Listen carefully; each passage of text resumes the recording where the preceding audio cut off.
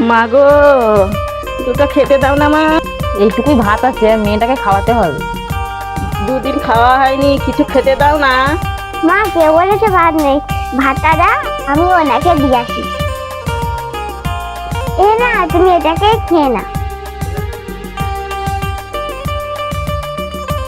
দেখে মনে হয় কতদিন খায় না।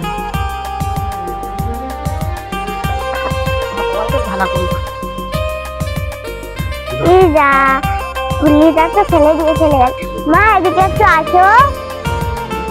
কি হয়েছে? উনি তো পুলিটা ফেলে চলে গেছে না।